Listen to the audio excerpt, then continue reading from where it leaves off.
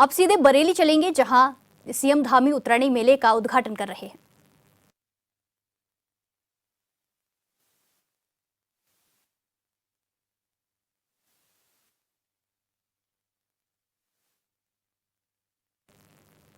बरेली में 29वें उत्तरायणी मेले का आगाज किया गया है, जहां सीएम धामी ने इसका उद्घाटन किया है, शुभारंभ किया है। ये खबर हम आपको बरेली से बता रहे हैं, जहां मेले में सांस्कृतिक कार्यक्रम का आयोजन किया गया है। बरेली में 29वें उत्तरायणी मेले का आगाज किया गया है, जहां सीएम धामी ने इसका शुभारंभ किया है। वो जनता को संबोधित भी कर रहे हैं। मेले में सांस्कृतिक कार्यक्रम का आयोजन भी किया गया है। ये खबर आपको हम बरेली से दिखा रहे हैं, जहां बरेली में 29वें उत्तरायणी मेले का आगाज किया गया है। सीएम धामी ने इसका उद्घाटन किया है। सीएम धामी बरेली पहुंचे हैं, जहां मेले में सांस्कृतिक कार्यक्रम का आयोजन किया गया। बरेली में 29वें उत्तरायणी मेले का आगाज किया गया है, जहां सीएम धामी ने शिरकत की है और उसका शुभारंभ किया है।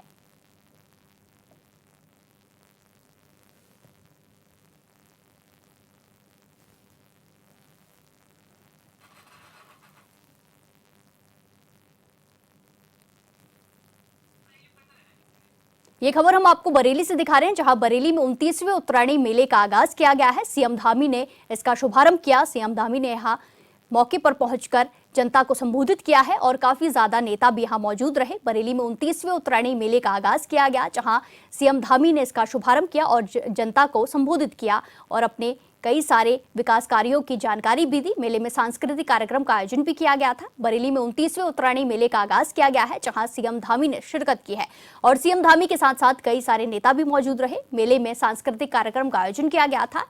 बरेली में 29वें उत्तरायणी मेले का आगाज किया गया, जहां सीएम धामी ने शिरकत की है। उन्होंने इसका शुभारंभ किया और कई सारे मंत्रीगण भी मौजूद रहे। मेले में सांस्कृतिक कार्यक्रम का आयोजन किया गया था। छोटे छोटे बच्चों ने अपनी प्रदर्शनी दिखाई, अपने कार्यक्रम दिखाए।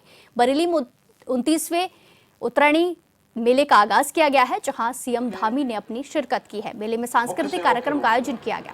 आप सभी का आज यहाँ इतनी बड़ी संख्या में आने पर और मेरा और मेरे साथ आए हुए सभी लोगों का जो आपने यहाँ पर स्वागत किया, अभिनंदन किया, मैं भी आप सबका स्वागत एवं आप सबका अभिनंदन करता हूँ। आप सबको उत्तरायणी, मकर संक्रांति और भूतिया त्योहार की मैं आप सबको अग्रिम शुभकामनाएं देता हूं।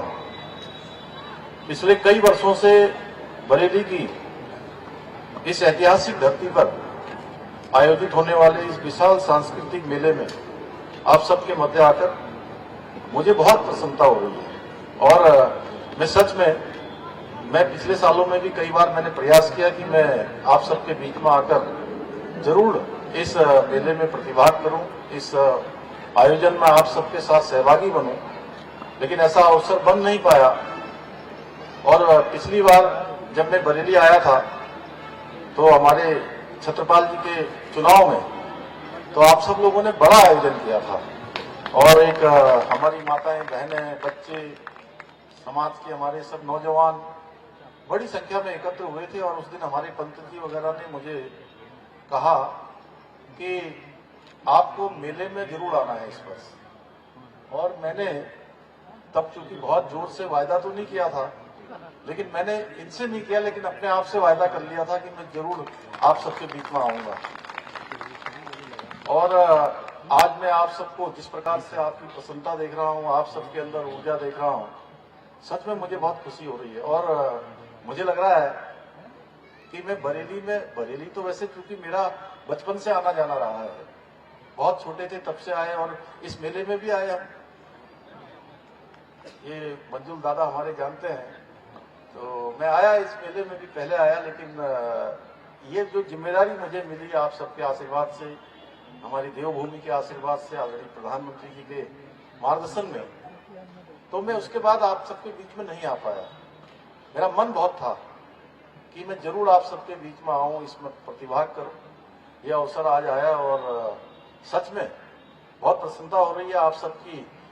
यहाँ पर जिस प्रकार से हमारी माताएं बहनें हैं, उन्होंने नथ भी लगा रखी है, गलोबंद भी लगा रखा है, पिछौड़ी भी पहन रखा है, तो अपने आप में शानदार। और जो बेटियां मुझे वहां तिलक लगा रही थी, मैंने उनसे पूछा कि आज ही लगाया है कि हमेशा लगाते हैं? तो निश्चित रूप से आप सबको देखकर ऐसा लग नहीं रहा है कि मैं बरेली में हूँ, मुझे लग रहा है मैं उत्तराखंड में हूँ। और इस तरह के जो मेले हैं वो हमारी सांस्कृतिक धरोहर को सजोने के लिए और उन्हें हमारी भावी पीढ़ी तक पहुंचाने में अपना बहुत महत्वपूर्ण योगदान देते हैं। पीढ़ी दर पीढ़ी हमारी संस्कृति को आगे पहुंचाने का काम करते हैं और ये हमारी बहुत बड़ी धरोहर है। पहले के समय में जब ऐसे साधन नहीं होते थे, संचार की व्यवस्था नहीं होती थी, एक दूसरे से लोग जब मिल नहीं पाते थे, तो ये मेले, ये महोत्सव, ये कौथिक, यही हम सबका एक माध्यम होते थे मिलने का, अपनी बात एक दूसरे से करने का। इस उत्तरायणी मेले में जहाँ एक और अभी मैं देख रहा था आनंद खड़का जी और हमारे पिथौरागढ़ से आए हुए ललित शौर्य जी, पहले तो मैं थोड़ी देर तक ललित शौर्य को भी नहीं पहचान पाया। मुझे लगा कि आज जो है यहाँ बरेली में है, क्योंकि आज टोपी पहन रखी है, कोट पहन रखा है। तो बाद में मैंने कहा कौन है भाई संचालन करने वाला। तो ये सब लोग बड़े अच्छे अच्छे कलाकार हैं जो उत्तराखंड में अपना योगदान कर रहे हैं।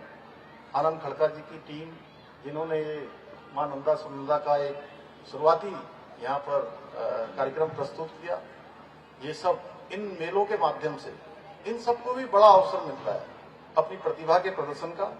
और उत्तराखंड और उत्तर प्रदेश की जो लोक कलाएं हैं और उसकी जो हमारी आने वाली पीढ़ी है, पारंपरिक रूप से चलने वाले हमारे गायन हैं, उन सभी को नई पीढ़ी तक पहुंचाया जा रहा है। वहीं दूसरी ओर इस मेले में हैंडीक्राफ्ट और कुटीर उद्योगों के विभिन्न उत्पादों की बिक्री के लिए एक मंच प्रदान कर ग्रामीण अर्थव्यवस्था उसको मजबूत करने का भी प्रयास किया जा रहा है। अपने अथक परिश्रम से इस विशाल मेले में जो लोग भी इसको सफल बनाने में जुटे हैं, उत्तरायणी जन कल्याण समिति बरेली के सभी सदस्यों का मैं हृदय से अभिनंदन करता हूं। मैं उनको बहुत बधाई देता हूं।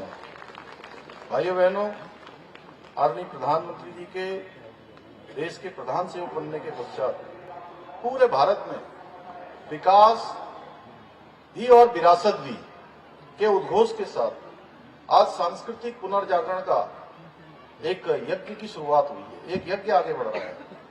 चाहे काशी विश्वनाथ कॉरिडोर हो या उज्जैन में बनने वाला महाकाल लोक का निर्माण हो या हम सबके आराध्य देव भगवान श्री रामचंद्र जी के मंदिर का भव्य एवं दिव्य निर्माण हो, जिसका इसी माह 22 जनवरी को 1 साल प्राण प्रतिष्ठा का पूरा हो जाएगा, या ऐसे सभी कार्य आज इस सांस्कृतिक पुनर्जागरण की ये नींव है, ये फाउंडेशन है।